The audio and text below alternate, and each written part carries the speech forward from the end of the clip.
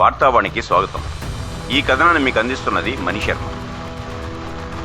Anil Ravipudi cinema కోసం అభిమానులు మాత్రమే కాదు, చిరంజీవి కూడా ఆసక్తిగా వేచి చూస్తున్నారు. ఎప్పుడెప్పుడు ఆయన షూటింగ్ మొదలు పెడదామని వెయిట్ చేస్తున్నారు మెగాస్టార్.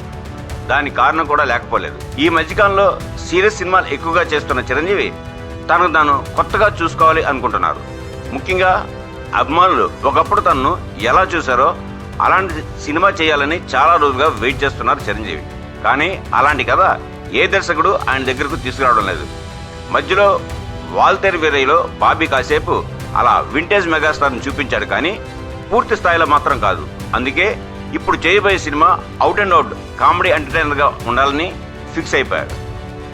ఇండస్ట్రీలో ఇప్పుడు అలాంటి డైరెక్టర్స్ ఎవరున్నారు అని అడిగితే చిన్నపిల్లలు సహా చెప్పే సమాధానం అనిల్ రావిపూడి.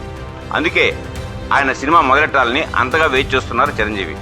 కేవలం 6 నెలల్లోనే ఈ సినిమా విడుదల కానుంది.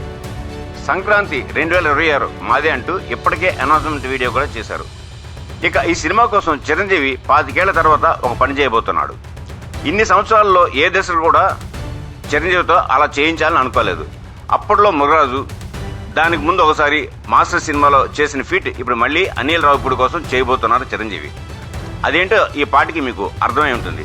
ఎస్, అనిల్ సినిమా కోసం చిరంజీవి పాట పాడబోతున్నాడని తెలుస్తోంది.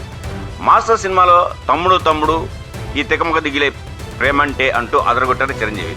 ఆ తర్వాత మృగరాజ్ సినిమాలో ఏ చాయ్ చటుక్కున తాగురా బాయ్ అంటూ చాయ్ గొప్పతనం చెప్పే ఒక పాట పాడాడు. తర్వాత మళ్ళీ ఇప్పటి వరకు తన గాత్రం సవరించలేదు.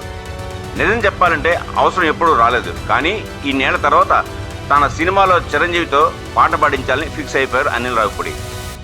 మొన్న సంక్రాంతికి వస్తున్న సినిమాలో వెంకటేష్తో అదిరిపోయే బ్లాక్ బస్టర్ సాంగ్ పాడించాడు.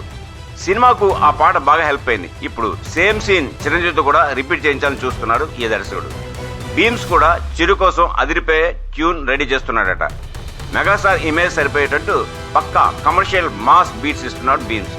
వీళ్ళంత తక్కువ బడ్జెట్తో ఈ సినిమాను పూర్తి చేయాలని అనిల్ రావిపూడి ప్లాన్. మరోవైపు చిరంజీవి కూడా ఈ సినిమాకు రెమ్యునరేషన్ కాకుండా షేర్ తీసుకుంటున్నారని తెలుస్తోంది. మొత్తానికి చాలా హంగులతో ఈ సినిమా రెడీ అవుతోంది. మరి రాబోయే సంక్రాంతికి మెగా సందడి ఎలా ఉంటుందో చూడాలి. ఇంతటితో మా ఈ కథనం సమాప్తం. మా ఈ వీడియో మీకు నచ్చినట్లయితే మరిన్ని అప్డేట్స్ కోసం లైక్ చేయండి, షేర్ చేయండి, సబ్స్క్రైబ్ చేయండి.